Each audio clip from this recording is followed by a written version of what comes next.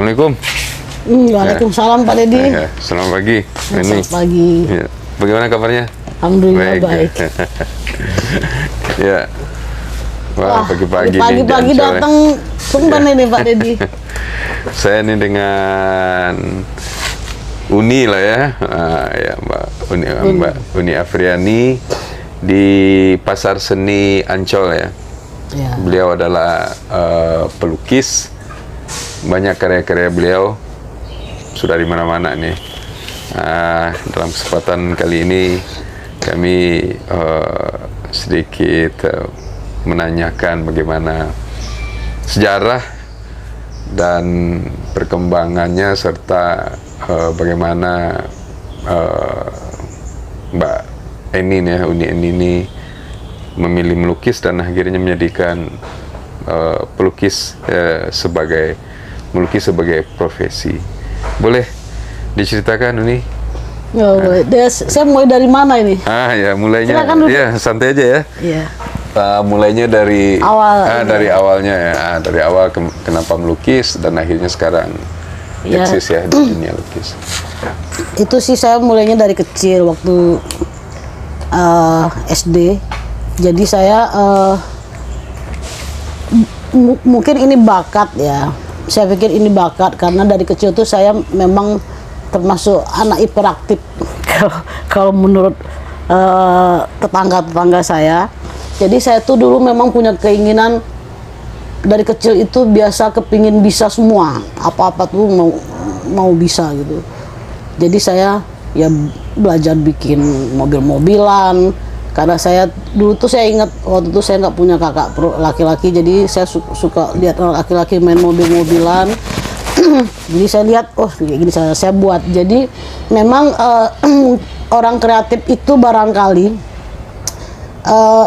tidak hanya melukis sebenarnya, ingin membuat apa saja gitu, ingin menciptakan apa saja yang dia tertarik dan dia akan membuat. Dan termasuk juga waktu itu saya suka juga menggambar, tapi karena saya tidak punya referensi, karena saya waktu itu saya tinggal di daerah yang jauh dari kota, waktu itu di Solo namanya, Selayo. Jadi jauh dari kantong-kantong kesenian, memang tidak ada di sana orang bicara tentang seni di kampung lah istilahnya. Jadi saya hanya tahu itu masih membuat gambar pemandangan tuh gunung segitiga sama jalan lurus ke bawah sama air dan kapal gitu. Dia umum lah anak-anak seperti itu. Jadi saya sudah suka, tapi saya karena belum punya referensi masih itu gambarnya. Nah, ketika saya melihat saya punya saudara jauh dan anak laki-laki, dia punya, saya main ke rumahnya, saya lihat kok dia agak ada goresan gitu, agak bagus gambarnya. Ada gelap terangnya gitu, agak menghitam, ada hitam gitu. Jadi nampak kuat. Jadi saya jadi wah ini baru lagi gitu. Dan saya berusaha dan saya jadi meniru itu. Jadi memang kita seniman itu mesti punya referensi. Jadi itu tuh waktu itu terjadi itu waktu saya baru SD kelas 1, baru udah bisa menulis, saya udah berusaha, udah melukis, udah menggambar sebetulnya. Jadi saya mulailah mencontoh gambar-gambar dia, yang gambar orang itu jadi ada gelap terangnya, sisi gelap terangnya gitu. Terus udah itu saya coba mencontoh, dan mulai saat itu saya mulai melukis macam-macam ya. Bapak saya, adik saya lagi tidur, saya skate. Lukisnya masih skate ya? Skate. Waktu itu punya pensil dan kertas gitu. Jadi saya skate, terus saya mulai ini melukis pemandangan alam sekitar rumah saya, gunung-gunung, bukit-bukit gitu. Dan saya waktu itu sudah detil. Saya sampai menghitung itu pohon berapa dari pojok ke pojok itu. Memang dari kecil tuh sudah detil kalau ini membuat skate itu. Cuman karena orang tua saya kan tidak tahu, harus tidak terlalu mengerti bagaimana mendokumentasikan karya-karya anak. Jadi saya lepas begitu saja gitu. Jadi saya tidak gambar-gambar itu banyak yang hilang waktu memang tidak didokumentkan, tidak kepikiran untuk menyimpannya juga sih. Jadi mulai Lepas itu gitu saja. mulai memutuskan akhirnya melukis di kanvas dan memilih melukis sebagai profesi itu kapan? Jadi itu saya terus berproses. Waktu kecil itu memang suka, dan dengan kreativitas apapun saya lakukan. Memang berarti saya kan memiliki jiwa seni. Saya pikir saya memiliki jiwa seni, dan saya dengan secara alami dia terasah dengan sendirinya karena saya punya kemauan kuat untuk melakukan banyak hal dan membuat banyak hal gitu. Terus, nah ketika ibu saya pindah hijrah ke Pekanbaru, baru di situ. Saya SMA. Saya termasuk orang yang mau belajar apa saja. Saya waktu itu masih remaja dan saya belajar ikut pramuka. Jadi saya haus akan pengetahuan sebenarnya. Jadi saya terus menggambar, melukis, tapi saya belum punya tahu cara mempergunakan material apa, karena saya tidak punya teman guru atau apa juga waktu itu. Nah, waktu itu saya ikut kursus bahasa Inggris, saya melihat ada teman di trotoar, pas naik oplet, loh ada pelukis nih. Jadi saya jadi semangat, saya turun dan saya akhirnya mendekati mereka. Terus saya pikir, Bang, saya juga melukis gitu. Tapi itu melukisnya udah mulai dengan kanvas? Kanvas, cuman masih ini segitiga, kain tepung segitiga biru itu. Oh gitu. Itu mau umur berapa itu? Itu SMA. Oh SMA. Jadi tahunya tuh itu cat minyak itu waktu itu ibu bapak saya kan dulu pernah warung minuman. Jadi ada teh telur gitu, orang Padang kan suka bikin teh telur. Tuh saya bagian yang membeli telur ke rumah.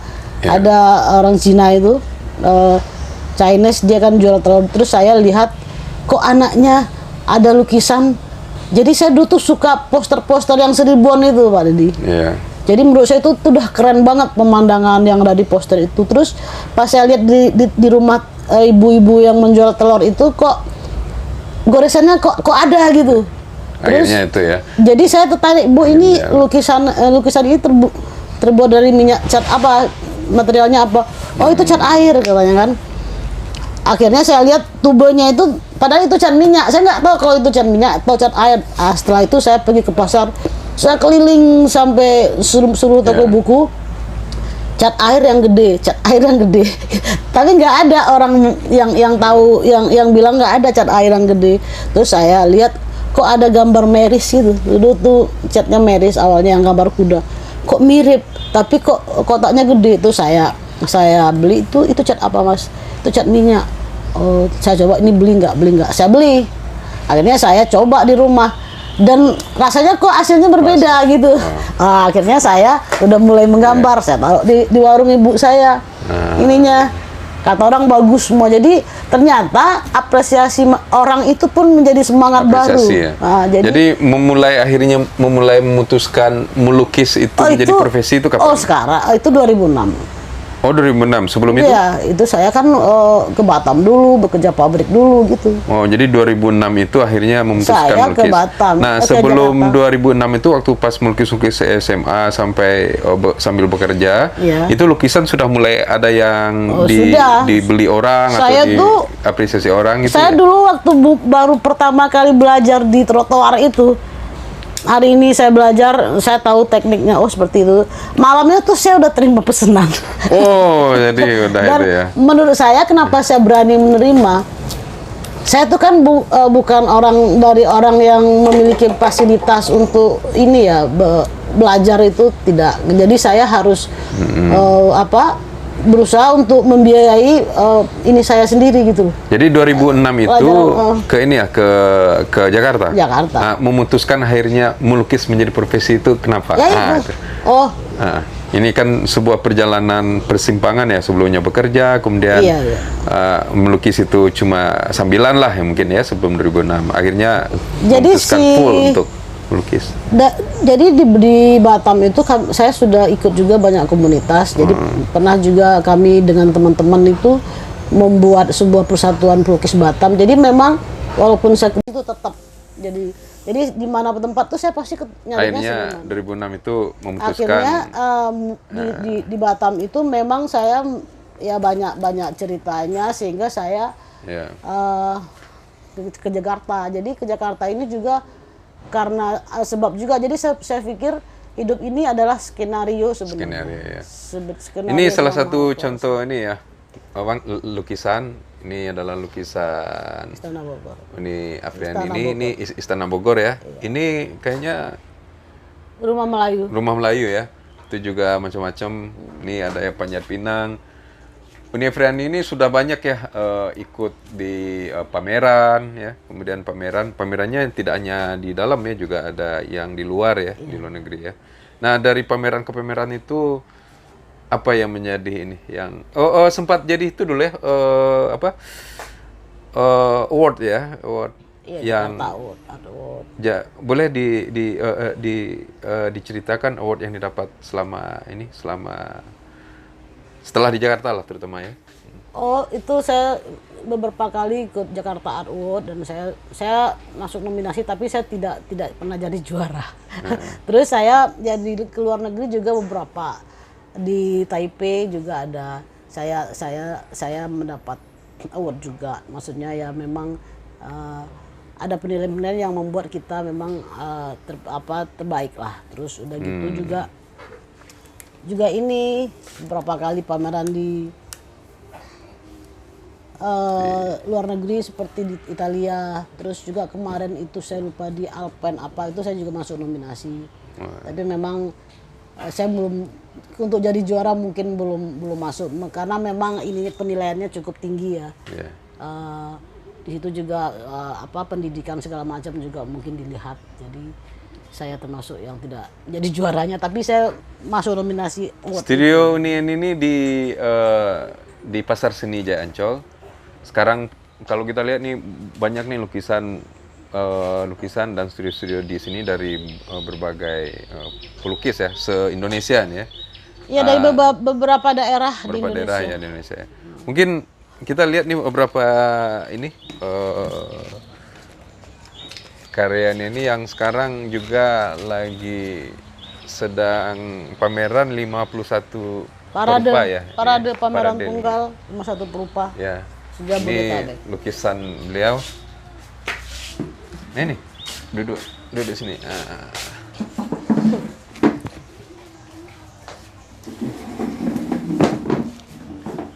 Ini berapa karya beliau. Kalau kita lihat ya tema-tema ini banyak juga tentang sosial ya. Kayaknya ada hal yang menarik nih sama ini. Kenapa tema-tema sosial banyak di lukisan-lukisan ini? Sebetulnya sih saya pikir seniman itu kan karya-karya seniman itu kan memang keluar dari jiwanya ya Pak. Jadi memang saya menjalani proses perjalanan kehidupan saya memang sangat beragam dan memang itu adalah hal-hal yang dekat dengan diri saya. Kehidupan sosial masyarakat banyak gitu. Jadi memang persoalan-persoalan masyarakat itu memang menjadi masuk memang ada di sekitar saya dan itu menjadi saya tertarik dengan mengangkat itu gitu karena itu adalah bagian dari saya juga gitu. Okay. Bagian dari kehidupan saya.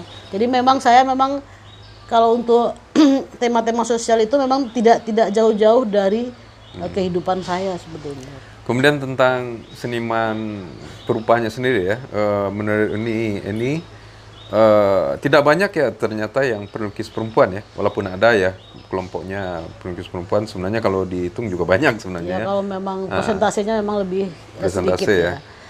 Dan namun juga yang munculkan juga tidak banyak ya secara nasional gitu kan. Kalau menurut ini apa kira-kira yang menjadi pesan kesannya nih kepada para pelukis, terutama pelukis perempuan?